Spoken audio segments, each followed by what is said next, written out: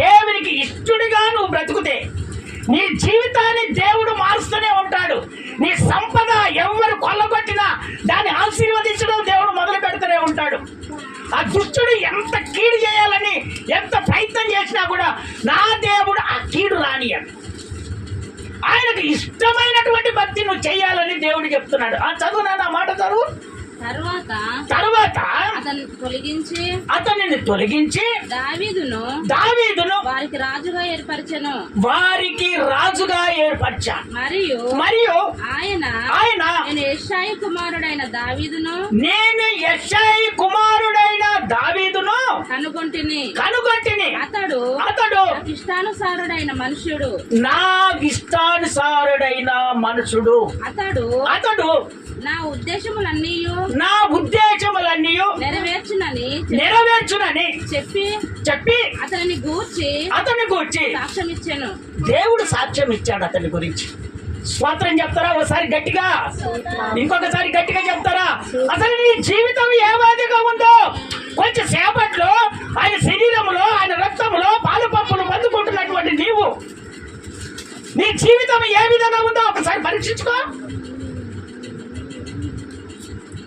నువ్వు దేవునికి ఇష్టంగా బ్రతుకుతున్నావా? దేవునికి హృదయానుసారంగా నువ్వు బ్రతుకుతున్నావా? దేవునికి నువ్వు ఏ విధంగా భక్తి చేస్తున్నావు? దేవుని సన్నిధికి ఏ విధంగా వస్తున్నావు? దేవుడు నిన్ను ఏ విధంగా అభివృద్ధి పరచాలని, దేవుడు ఏ విధంగా ఎదిగించాలని నువ్వు ఏ విధంగా ఉంటున్నావు దేవునికి? ఆయన అయితే నా కళ్ళకు దుష్కార్యములను చూడనీయను రానియను అంటున్నాడు.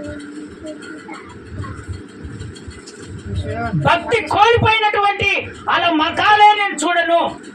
దేవుని సన్నిధికి రానటువంటి వాళ్ళు నా దగ్గరికే రాని వాళ్ళంటే నాకు అసహ్యం అని చెప్తున్నాడు ఆయన. చెప్పుతున్నటువంటి ఆయనను దేవుడు తీసుకొచ్చి ఎక్కడ నిలబెట్టాడు? ఆయన ఇష్టానుసారంగా నడుస్తున్నటువంటి ఆయనను ఎక్కడ నిలబెట్టాడు? రాజుగా నిలబెట్టాడు.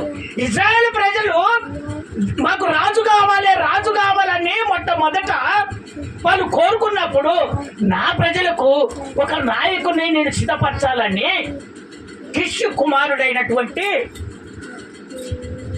సౌలును మొట్టమొదటిగా దేవుడు రాజుగా ఏర్పాటు చేశాడు. స్తోత్రం చెప్తారా ఒకసారి గట్టిగా? ఒకసారి ఇంకా చెప్తారా గట్టిగా? ఆయనను రాజుగా 40 సంవత్సరాలు ఇశ్రాయేలు ప్రజలను ఏలేటట్టుగా దేవుడు చేశాడు. 40 సంవత్సరాలు ఇశ్రాయేలు ప్రజలను ఏలట చేసిన తర్వాత చెడులోనికి వెళ్ళిపోయాడు. అందుకనే దేవుడు చెప్తున్నాడు, చెడును చూడకూడదు, చెడును వినకూడదు. నువ్వు ఎంత స్థాయిలో ఉన్నా కూడా ఆ చెడు నిన్ను ఏం చేస్తుందంటే ఖరాబ్ చేస్తుంది. ఆ చెడు నిన్ను ఏం చేస్తుందంటే ఆత్మీయమైనటువంటి జీవితాన్ని, ఆత్మీయతంగా జీవిస్తున్నటువంటి కుటుంబాలను, ఆత్మీయతంగా బలపడుతున్నటువంటి కుటుంబంలో స్నేహభావముగా ఉన్నటువంటి కుటుంబాలను ఏం చేస్తున్నారంటే అది వెంటనే తప్పించేస్తుంది, పాడు చేస్తున్నది. అందుకనే చెడు ఎట్టి పరిస్థితుల్లో చెడుని దగ్గరికి రానియకూడదు. ఆ చెడుని దగ్గరికి వస్తుందంటే నీ కళ్ళు చెడు మీద పడిందంటే నీ కుటుంబము ఖరాబ్ అయిపోతుంది. జాగ్రత్తగా దేవుడు నీతో మాట్లాడుతున్నాడు. అలాంటి రాజు ఇశ్రాయేలు ప్రజలకు కోరుకొని అతన్ని రాజుగా 40 సంవత్సరాలు పరిపాలన చేస్తే ఈ సౌలును అంతం వరకు ఆ విధంగానే ఉంచాలని దేవుడు కోరుకున్నాడు. కానీ 40 సంవత్సరాలు అయిపోయిన తర్వాత చెడు మార్గంలోనికి వెళ్ళాడు, చెడు పద్ధతిలోనికి వెళ్ళాడు. దేవుడి చెప్తా వినట్లేదు. దేవుని మందిరం దూరం అయిపోయింది. దేవుడు అంటే భయం లేకుండా అయిపోయింది. దేవుడు అంటే సరేలే చూద్దాము, ప్రార్థన పోయింది, ప్రతిదీ పోయింది. అన్ని పోయిన తర్వాత దేని బిడ్డలారా, నీ హృదయాన్ని పరీక్షించేది దేవుడు, నీ కోరికను తీర్చేది దేవుడు, నిన్ను ఆశీర్వదించేది దేవుడు, నీ పద్ధతిని మార్చేది దేవుడు. మనుషులు ఎవరు మార్చరు. నువ్వు దేవుని దగ్గర ఇష్టానుసారంగా బ్రతుకుతే అప్పుడు దేవుడు నిన్ను ఇష్టపట్టి, ఇప్పుడు దావీదు గురించి దేవుడే చెప్తున్నాడు, నా ఇష్టానుసారమైనటువంటి వాడు నా చిత్తాన్ని ఈయనైతేనే నెరవేరుస్తాడని దేవుడు చెప్తున్నాడు. అందుకనే దేవుని బిడ్డలారా, నువ్వు దేవునికి ఇష్టడుగా బ్రతికితే నీ కుటుంబములో ఏది నా దేవుడు తరగనీయాడు. నీకు ఏది కావాలో దేవుడు ముందుగాట్లే అది నీకు దయచేస్తాడు. కానీ దేవునికి చెడు విషయంలో చాలా దూరంగా ఉండాలి. ఎందుకంటే నిన్ను నీ కుటుంబాన్ని అభివృద్ధి పరుస్తున్నటువంటి ఈ చెడు ఏం చేస్తుందంటే నిన్ను లాగేసి ఇదిగో జీవితానంతా ఖరాబు చేసేసి అన్యజనులలో తల ఎత్తకుండా చేస్తుంటది. ఏంటిదంటే చెడు.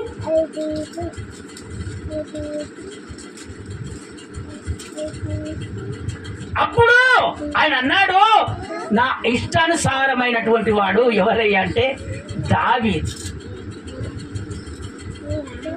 ఇతనిలో చెడు లేదు, చెడుకు దూరంగా కళ్ళకు కూడా చెడును అవపడనీయలేదు.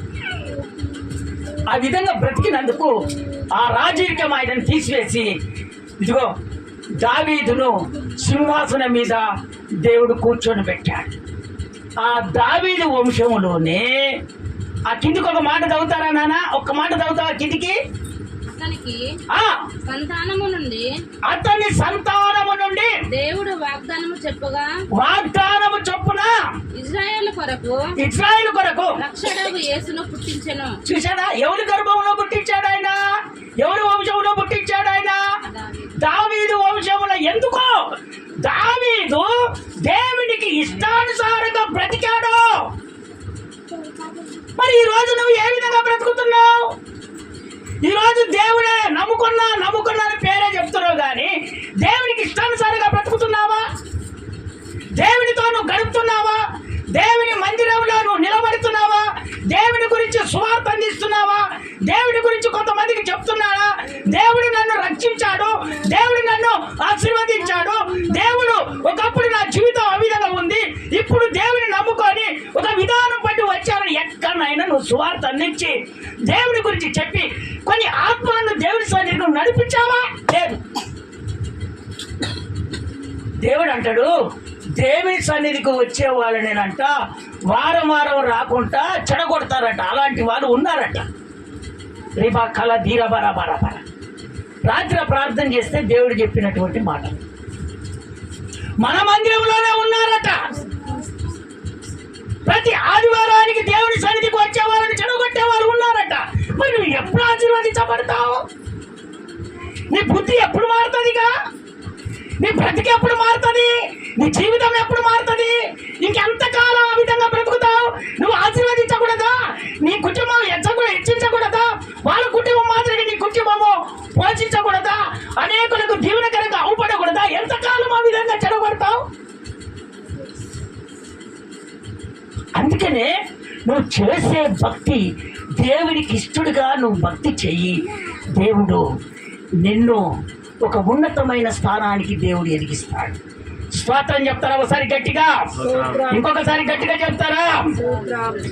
మొట్టమొదటి మాట ఏమన్నాడు? చెడును చూడకూడదు అన్నాడు. దావీదు చెడును చూడలేదు, ఆయన కన్నులకు కూడా అవపడనీయలేదు. ఇష్టానుసారంగా బ్రతికాడు కనుక వెంటనే ఆ సౌలును తీసివేసి దేవుడు దావీదును తన ఇష్టానుసారంగా నా ప్రజలను నడిపిస్తాడని ఒక రాజుగా అతన్ని తప్పించి దావీదును రాజుగా స్థిరపరిచాడు. దేవుని బిడ్డలారా, నేనే ఆశీర్వాదంగా ఉంటున్నాను, నేనే అభివృద్ధి పడుతున్నాను నువ్వు అనుకుంటున్నావేమో. దేవునికి ఇష్టముగా నువ్వు బ్రతకకపోతే దేవుడు వాటిని అన్నిటిని తప్పిస్తాడు. ఒకవేళ అయ్యా ఈ రోజు నుంచి నేను ఇష్టడిగా బ్రతుకుతానని ఒక తీర్మానం నువ్వు చేసుకుంటే నా ప్రభు ప్రతి విషయంలో తోడుగా ఉండి నువ్వు అనుకున్నట్టుగా ఏది తన మనసులో నువ్వు కోరుకుంటున్నావో ఇదిగో ఆ కోరిక దేవుడు తీర్చునుగాక. రెండవదిగా దేవుడు మాట్లాడుతున్నటువంటి మాటలు చెడును వినకూడదంట.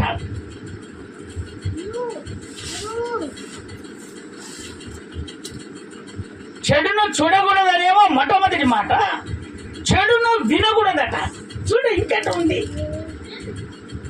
చెడును వినకూడదట. చెడును అనేది వినకూడదట. దేవుని నమ్ముకున్నటువంటి దేవుని బిడ్డలమైనటువంటి మనము ఆ చెడు మాటలు ఎక్కడైనా మాట్లాడుతుంటే మనం ఏం చేయాలి? చెవు పెట్టి వినుకుంటా కూర్చోకూడదు. మనం ఏం చేయాలి? అది వదిలిపెట్టి ఇంటి దగ్గరికి రావాలి. ఎందుకంటే నువ్వు దేవుని అంగీకరించి బ్రతుకుతున్నటువంటి దేవుని బిడ్డలమైనటువంటి మనము, మన దేవుడు వీధిలో పడనీయడు. దేవుడికి మనకు ఏది కావాలో ఆయనకు ముందుగా తెలుసు, అది ఖచ్చితంగా చేస్తాడు. ఆ చెడును వినకూడదని దేవుడు చెప్తున్నాడు. చెడుతోటి నీకు పని లేదు. నా దేవుడు ఖచ్చితంగా సజీవ లెక్కలో నిలబెడతాడు. నీకు మాట రానియండి నా ప్రభు. అది చదువుతారా? ఆ మాట చదువుతారా? సామెతల పుస్తకంలోనికి రండి, 29వ అధ్యాయము 12వ వచనం. ఆయన చెడు మాటలంట మనలో విశ్వాసాన్ని తగ్గిస్తాయట. అమ్మా, చెడు పనులు, చెడు పద్ధతులు, చెడుకు అలవాటు పడితే ఏం చెప్తున్నాడు దేవుడు? చూడు అక్కడ ఎంత చక్కగా చెప్తున్నాడు. అబ్బా, చెడు మాటలు మనలో విశ్వాసాన్ని తగ్గిస్తాయట. మన విశ్వాసంగా ఉన్నటువంటి మనము ఆ చెడు మాటలు విని చెడు పద్ధతిలో ఉన్నప్పుడు మన విశ్వాసాన్ని తగ్గిస్తాయట. నిజం దేవుని బిడ్డలారా, ఈ చెడు పద్ధతిలో ఉన్నటువంటి మనము, చెడు క్రియలలో ఉన్నటువంటి మనము దేవుని ఎదుట ఏమని నువ్వు ప్రార్థన చేస్తావు? అమ్మకు కావను ఒక దెబ్బ వేస్తావా? తల్లి ఇంటుందా? స్వరూపమా అమ్మా, నువ్వు లేచి కడుక్కొని రాపు. కళ్ళు లే లే చెప్పినప్పుడు వెళ్ళు, మళ్ళీ ఇబ్బంది అవుతుంది. నువ్వు లే కడుక్కొని రాపు. ఒక్కసారి ఆలోచన చెప్తారా గట్టిగా? ఇంకొకసారి గట్టిగా చెప్తారా? అందుకనే దేవుని బిడ్డలారా, చెడు మనలో వ్యాపిస్తే, చెడు మనలోనికి వచ్చేస్తే విశ్వాసాన్ని మనం కోల్పోతాం. ప్రభు ఎదుట చక్కగా వినండి, ప్రభు ఎదుట ఒక కోరిక ఉంది. ఆ కోరిక నా దేవుడు తీరుస్తాడని విశ్వాసముతో మనం ప్రార్థన చేస్తాం. విశ్వాసముతో మనం ప్రార్థన చేసినప్పుడు ఇప్పుడు ఆ చెడు అవిశ్వాసంలోనికి నిన్ను తీసుకొని వెళ్తుందా వెళ్ళదా? నువ్వు ప్రార్థన చేస్తున్నప్పుడు వెళ్తుందా వెళ్ళదా? అమ్మా చెప్పండి, వెళ్తుందా వెళ్ళదా? ప్రార్థనలో నిలబడి దేవుడి కొరకు వైరాగం కలిగి జీవిస్తున్నటువంటి వారికి ఖచ్చితంగా అర్థమైపోద్ది. అవిశ్వాసాన్ని తీసుకొస్తుంది. దేవుడి దగ్గర మేలు పొందనీయదు ఈ చెడు. అవిశ్వాసంలోనికి నువ్వు విశ్వాసంలో ఉన్నానయ్యా అని నువ్వు అంటావు. నేను విశ్వాసంలో ఉన్నాను ప్రభు అని నువ్వు ప్రార్థన చేస్తావు. లేదు, నీ మనస్సాక్షి నీకే అవిశ్వాసంగా ఉన్నావని దేవుడే గుర్తు చేస్తాడు. ఆయన అనడు, నువ్వు ప్రార్థన చేస్తున్నప్పుడు నీకే తెలుస్తుంది. స్తోత్రం చెప్తారా ఒకసారి గట్టిగా? అందుకనే చెడును వినకూడదు. ఆ విధంగా జీవించిన వాడు ఆదికాండం 6వ అధ్యాయము 9వ వచనం. చెడును వినలేదినా దేవుని స్వరము కొరకు కనిపెట్టాడు. ఎవరి కొరకు కనిపెట్టాడు? దేవుని స్వరము కొరకు కనిపెట్టాడు. ఆదికాండం 6వ అధ్యాయం 9వ వచనం. ఈయన ఎవరో తెలుసా? దుష్టుని మాటలు విననటువంటి నీతిమంతుడు. దుష్టుని మాటలు విననటువంటి నీతిమంతుడు. చదువునానా? ఆ మాట చదువునానా? నోవాహు వంశావళి ఇదే. వంశావళి ఇది. నోవాహు నీతిమంతుడును తన తరములలో నిందారహితుడై ఉండెను. నోవాహు దేవునితో కూడా నడిచినవాడు. స్తోత్రం చెప్తారా ఒకసారి గట్టిగా? ఇంకొకసారి గట్టిగా చెప్తారా? అక్కడ ఉన్నటువంటి ప్రజలందరూ చెడు మార్గంలో వెళ్ళారు, చెడు పద్ధతిలో నడిచారు. కానీ ఆయన మాత్రము చెడు మార్గంలోనికి వెళ్ళలేదు. ఆ చెడు అనేదే వినలేదు. ఈయన విన్నది ఏంటో తెలుసా? దేవుని స్వరాన్ని వినాలి. దేవుడు నన్ను రక్షించాలి, ఆయన రాజ్యములో నేను చేర్చబడాలి, దేవునితో నేను ఉండాలి, ఏదైనా ఈ భూ సంబంధమైనటువంటిది ఏదైనా దేవుడు నాకు చేస్తాడు అని ఆయన ఏం చేశాడో తెలుసా? ఇదిగో వీళ్ళంతా దుష్టుల మాటలు, ఒకరికోళ్ళు, చెడు పనులు, చెడు పద్ధతులు, చెడు మార్గాలు, ఒకరికోడు కొట్టుకోవటం, ఒకటిది ఒకటి తినటము, ఆ తాగటము, అనేకమైనటువంటి ఆ చెడు కార్యాలని చేస్తా ఉన్నాడు. అవి మాత్రం ఎట్టి పరిస్థితుల్లో వినట్లేదు. ఎవరో నీతిమంతునికి అనేకమైనటువంటి ఆపదలు వస్తాయి. ఆ ఆపదల్లో నుంచి కూడా దేవుడు విడిపిస్తాడు. నీతిగా ఉన్నప్పుడు అన్ని నీకు తగులుతా ఉంటాయి, కానీ ఓపికతో దేవుడి కొరకు చూడాలి. ఆయన నీతిమంతుడు. అనేకమైన వచ్చినాయి. నువ్వు దేవుడు ఇంకా అంటావు, దేవుడు ఇంకా అంటావు. ఏం దేవుడయ్యా? మేము బ్రతకట్లేదా? మేము జీవించట్లేదా? మాకు అన్ని ఇస్తలేదా? మాకు ఆశీర్వాదం వస్తలేదా? మేము చెడుగా తిరుగుతుంటే మాకు అన్ని వస్తున్నాయి కదా. ఈ నీతిమంతుడిగా ఉంటే నువ్వేం సంపాదిస్తావు అని ఈ వార్త ఎక్కడికి వెళ్ళిందో తెలుసా? దేవుడి సన్నిధికి వెళ్ళింది. దేవుడు పైనుంచి తొంగి చూస్తే అంత చెడిపోయింది, ఆ ప్రాంతం అంతా చెడిపోయింది. అప్పుడు దేవుడు కోరుకున్నాడు, ఈ ప్రాంతం అంతా నశింపజేయాలి. ఇక్కడ ఏ మానవుడు బ్రతకకూడదు, ఈ భూమి మీద ఉన్నటువంటి ఏ జంతువు, పురుగు కానీ ఇక్కడ బ్రతకకూడదు అని ఇంత పాపాత్కురాలు అయిపోయారు. ఈ చెడు మార్గంలో నడుస్తున్నారు. ఈ పద్ధతిలో నేను చెప్పినదేంటి, వాళ్ళు చేసేది ఏందని దేవుడు ఎంతగానో బాధపడి అది చూస్తే ఒక నీతిమంతుడు ఆ నోహబు అవుపడ్డాడట దేవునికి. ఆ నోహబే స్వరము ద్వారా దేవుడు మాట్లాడి ఏమన్నాడో తెలుసా? నోహబు, నువ్వు ఒక్కడివే నీతిమంతుడవు. ఇదిగో ఈ ప్రాంతాలంతా నేను నశింపజేస్తున్నాను. ఇదిగో నీ కుటుంబము, నీ భార్య, నీ కొడుకులు, నీ కోడళ్ళు, ఇదిగో ఒక ఓడను సిద్ధం చేసుకొని ఇదిగో మీరు ఈ ప్రాంతానికి వెళ్ళి వెళ్ళాలి. ఎందుకంటే ఇక నా నిబంధన మీ ద్వారా స్థిరపరుస్తాను. ఇక్కడ ఉన్నటువంటి అన్ని నాశనం చేస్తాను. నన్ను అంగీకరించిననే చెప్తున్నారు, నాకే ప్రార్థన చేస్తున్నాను చెప్తున్నారు. నాకే ప్రార్థన చేసినప్పుడు దేవుడు ఇవ్వట్లేదని అనేకులకు చెప్తున్నారు. ఈ చెడు మార్గంలో తిరుగుతున్నారు. ఈ చెడు మార్గంలో తిరిగి నాకు ప్రార్థన చేసినప్పుడు మేలెక్కడి నుంచి వస్తుంది? నోహబు, ఇది కుదరదు. నేను ఎంతగానో ఆలోచించినా కూడా వీళ్ళు మనసు మార్చుకోవట్లేదు.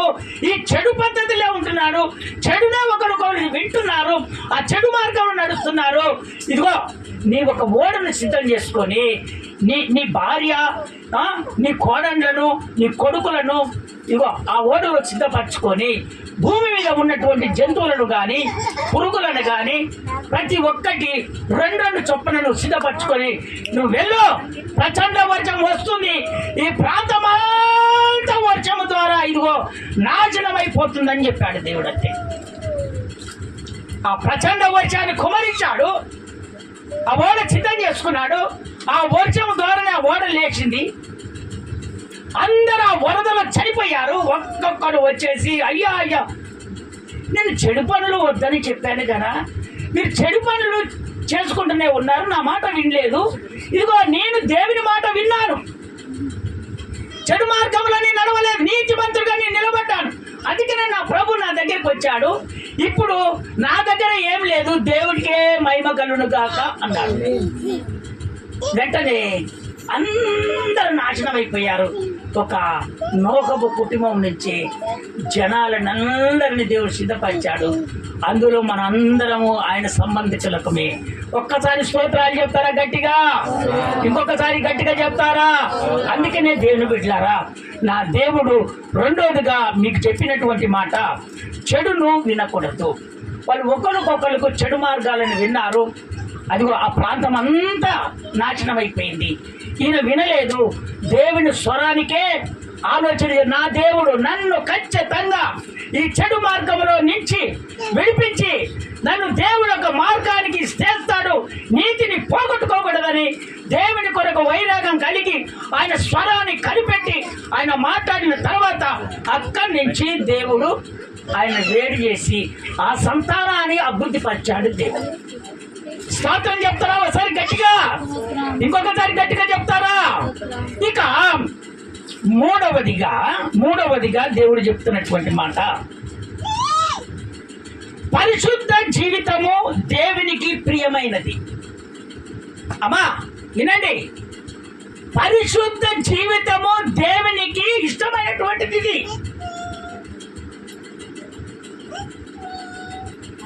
ఎప్పుడైనా పరిశుద్ధత కలిగి జీవిస్తే దేవుడు నీకు ఏది తక్కువ చేయడమ్మా. నీకు ఏది కావాలో నా దేవుడు ఖచ్చితంగా దయచేస్తాడు. పరిశుద్ధతను పోగొట్టుకోకూడదు. చాలా మటుకు దేవుని అంగీకరించినటువంటి దేవుని బిడ్డలు ఈ పరిశుద్ధత పోగొట్టుకుంటారు. కారణం ఏంటంటే, కొంతమంది చెబుతారు, అనుసారంగా నడుచుకుంటామని అంటారు, తీరా చూసేసరికి ఆ చెప్పిన నిబంధనగా నిలబడరు. వాళ్ళు ఎప్పుడో చనిపోతారు. అందుకని నా ప్రభు అంటున్నాడు, పరిశుద్ధత మీరు పోగొట్టుకోకండి. నా ప్రభు చెప్తున్నటువంటి మాట, ఆ పరిశుద్ధత దేవునికంట ప్రియమైనటువంటిదండి. చదువుతారా మాట, చదువుతారా? 1 పేతురుకు రాసిన పత్రిక 1వ అధ్యాయం 14-16 మధ్యలో గీటు ఉంటుంది. దేవుడు మనల్ని పిలిచింది పరిశుద్ధత కొరకే గాని చెడు మార్గంలో నడవటానికి దేవుడు మనల్ని పిలవలేదు. అంతేనా ప్రభు? స్తోత్రం చెప్తారా ఒకసారి గట్టిగా? ఆయన పరిశుద్ధత కొరకే పిలిచాడు గాని చెడు మార్గంలో నడిపించడానికి దేవుడు పిలుచుకోలేదు. చదువుతావా మాట, చదువుతావా నాన్న? 1 పేతురుకు రాసిన పత్రిక 1వ అధ్యాయం 14-16. మరియు మన ప్రభు యొక్క కృపయు క్రీస్తు యేసునందు విశ్వాసమును ప్రేమయు అత్యధికముగా విస్తరించును పాపులను రక్షించుటకు. ఏం చదువుతున్నారు? 1 పేతురుకు రాసిన పత్రిక 1వ అధ్యాయం 14-16. నేను పరిశుద్ధుడనై ఉన్నాను గనుక. ఆ మ్యాటర్ రాలేదు.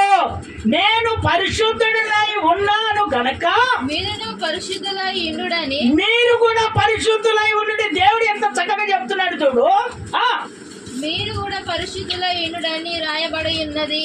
మీరు కూడా పరిశుద్ధులుగా ఉండుడని రాయబడి ఉన్నది. కాగా మీరు విధేయులకు పిల్లలై, మీరు విధేయత అయినటువంటి పిల్లలై, మీరు పూర్వ జ్ఞాన దశలో మీకుండిన ఆశలను అనుసరించి ప్రవర్తింపక మిమ్మును పిలిచిన వాడు పరిశుద్ధుడై ఉన్న ప్రకారము మీరును సమస్త ప్రవర్తనయందు వినండి, సమస్త ప్రవర్తనయందు పరిశుద్ధులై ఉండుడి. ఎంత చక్కగా చెప్తున్నాడు దేవుడు. సమస్త ప్రవర్తన యందు పరిశుద్ధులై ఉండుడి. దేవుని మాటలు వింటారు, ఎవరో ఏదో ఒకటి చెవులు పడేసరికి పరిశుద్ధతను పోగొట్టుకుంటాడు. ఈ రోజులలో ఎందుకు కార్యాలు జరుగుతలేవంటే, ఎందుకు అనారోగ్యాలు పోవట్లేదంటే, ఎందుకు సమస్యలు తీరట్లేదు, ఎందుకు బాధలు తొలగిపోవట్లేదంటే ఇదే నీ పరిశుద్ధతను నువ్వు పోగొట్టుకుంటున్నావు. ఆయన పరిశుద్ధుడు కనుక ఆ పరిశుద్ధత కలిగి నువ్వు జీవించమని దేవుడు చెప్తుంటే, ఇప్పుడు దేవుని అంగీకరించక మునుపు ఉన్నటువంటి ఆలోచన పద్ధతిలోనికి నడుస్తున్నా. అందుకే నా ప్రభు వాటిని అన్నిటిని వదిలిపెట్టండి. ఒకవేళ మనసుకు తట్టినటువంటివన్నీ కొన్ని ఉంటాయి, వాటిని అన్నిటిని తీసివేసి పరిశుద్ధత కలిగి నువ్వు జీవించు. అప్పుడు నీ జీవితాన్ని నా దేవుడు పరిమళ వాసనగా చేయటమే కాదు, దేవుని ఆశీర్వాదం నీకు జరగనటువంటి కార్యాలు కూడా నా దేవుడు జరిపిస్తాడు. స్తోత్రం చెప్తారా ఒకసారి గట్టిగా? ఇంకొకసారి గట్టిగా చెప్తారా? ఆ పరిశుద్ధత కలిగి జీవించిన వాళ్ళు భక్తుడు ఉన్నాడు. ఆయన గురించి నేను ఒక 2 మాటలు చెప్పి నేను ముగించబోతున్నాను. ఏప్రిల్కి రాసిన పత్రిక 11వ అధ్యాయము 5వ వచనం. ఈయన పాపము నుండి దూరంగా జీవించినాడు, దేవుని ప్రీతిని పొందుకున్నాడు. ప్రీతిని అనగా ప్రేమను పొందుకున్నాడు, దేవుని ప్రేమను పొందుకున్నాడు. చదువుతారా మాట? విశ్వాసమును బట్టి విశ్వాసమును బట్టి అన్నోకు మరణము చూడకుండానట్లు కొనిపోబడ్డాడు. అతడు కొనిపోకబడక మునుపు దేవునికి ఇష్టడై ఉండెనని సాక్ష్యాన్ని పొందాడు. కాగా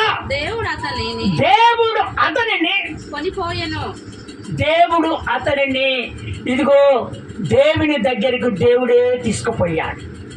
స్తోత్రం చెప్తారా ఒకసారి గట్టిగా? ఇంకొకసారి గట్టిగా చెప్తారా? పరిశుద్ధులను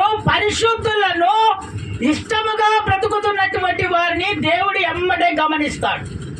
వాళ్ళకి ఏది కావాలనో నా దేవునికి తెలుసు, ఆయన చేస్తూనే ఉంటాడు. పరిశుద్ధత పోగొట్టుకొని నేను పరిశుద్ధంగానే ఉన్నానని నువ్వు నటించావా? దేవుని బిడ్డలారా జాగ్రత్త. నా ప్రభు హెచ్చరిస్తున్నాడు. ఆయన పరిశుద్ధుడు, పరిశుద్ధత కలిగిన దేవుడు. నువ్వు ఆరాధిస్తున్నటువంటి దేవుడు పరిశుద్ధుడు. నీవు కూడా పరిశుద్ధత కలిగి జీవించు. ఆ పరిశుద్ధత కలిగి జీవించి నా ప్రభును నువ్వు అడుగు. ఆయన ఏది కావాలనో నా దేవుడు ముందుగానే నీకు దయచేస్తాడు. స్తోత్రం చెప్తారా ఒకసారి గట్టిగా? ఇంకొకసారి గట్టిగా చెప్తారా? నీ స్వాబుద్ధితోటి స్వాలోచనతోటి నువ్వు ముందుకు వెళ్ళకు, జారి పడతావు. జాగ్రత్త. తట్టు తగులుతుంది, జాగ్రత్త. ఒకవేళ చిన్న తట్టే అనుకుంటావు నువ్వు. ఇప్పుడు షుగర్ పేషెంట్లకు ఎట్లుంటుంది తెలుసా? ఇంత ముళ్ళు గుచ్చుకున్నా కానీ ఏమవుతుందయ్యా? పెద్ద గాయం అవుతుంది. అందుకనే పరిశుద్ధతగా నటించి నేను పరిశుద్ధత కలిగే ఉన్నానని ఈ నటనలో నువ్వు ఉంటే నీకెంత పెద్ద గాయం అవుతుందో తెలుసా? పెద్ద గాయం అవుతుంది. దీన్ని ఎవరు విడిపించలేడు. మనం విన్నాము, హిజ్కియా కాలేదా? మరణకరమైనటువంటి రోగం వచ్చింది.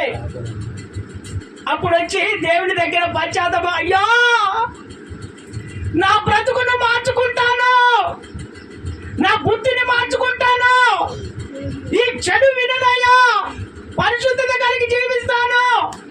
నేను అనేక ప్రాంతాలు తిరిగాను నా రోగం పోవాలని, ఎక్కడ కూడా రోగం పోలేదయ్యా. అయ్యా ఈ రోగం నుంచి నన్ను విడిపించయ్యా, నీకు పరిశుద్ధత కలిగి జీవిస్తానని ఆయన పాదాలు పట్టుకొని కన్నీరు గార్చి ఏడ్చినప్పుడు ఆయన నోటకెళ్ళి ఒకటే మాట వచ్చింది కదా దేవునికి, అయ్యా నువ్వు విడుదల పొందుకున్నావు అన్నాడంట దేవుడు. అంతే. వెంటనే ఎంత ఖర్చు పెట్టుకున్నాడో, ఎక్కడెక్కడ తిరిగి వచ్చాడో, ఒక్క నోటి మాట ద్వారా రక్షణ పొందుకున్నాడు. మరణకరమైనటువంటి రక్షణ అని పొందుకున్నాడు. ఇది దేవుని ద్వారానే జరుగుతుంది. దేవుని ద్వారానే చేయాలని పొందుకుంటాం. దేవుని ద్వారానే ప్రతిదీ జరుగుతుంది. దేవుని బిడ్డలారా, నువ్వు ఏదైనా ఉండొచ్చు, 10 మందిలో నువ్వు మాటకారి కావచ్చు, నీకు జ్ఞానం ఉండొచ్చు, నీకు తెలివితేటలు ఉండొచ్చు, నిన్ను చూసి అందరూ అదనొచ్చు, కానీ నా ప్రభుతో ఉంటే ఆయన ఏదైనా నీకు చేయగలడు. అలాంటి వాళ్ళు నీకు ఎవరైనా ఎంటర్ అయ్యింటు నిన్ను భయపెడుతున్నారేమో జాగ్రత్త. ఆ భయానికి దేవుని పరిశుద్ధతను నువ్వు పోగొట్టుకుంటున్నావేమో జాగ్రత్త. వద్దు, అలాంటి ఏమి నువ్వు చేయొద్దు.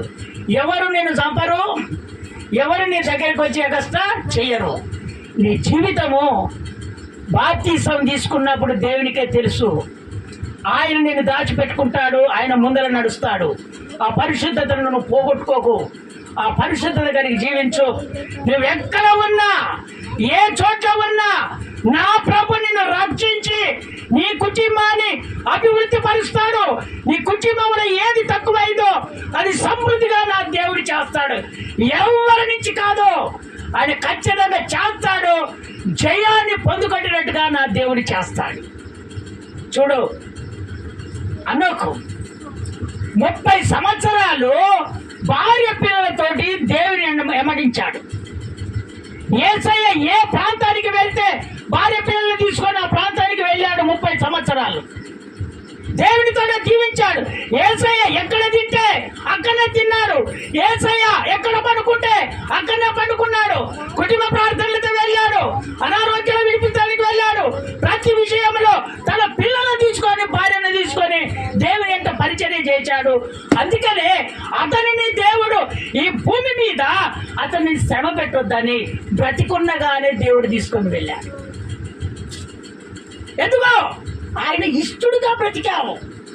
ఆ ఇష్టడుగా నువ్వు బ్రతుకుతే నీ జీవితము నా దేవునికి తెలుసు. ఆయన ఖచ్చితంగా నీకు ఏ మార్గాన్ని చక్కదిద్దు పెట్టాలో నా దేవునికి తెలుసు. ఆ మార్గంలో నేను స్థిరపరుస్తాడు.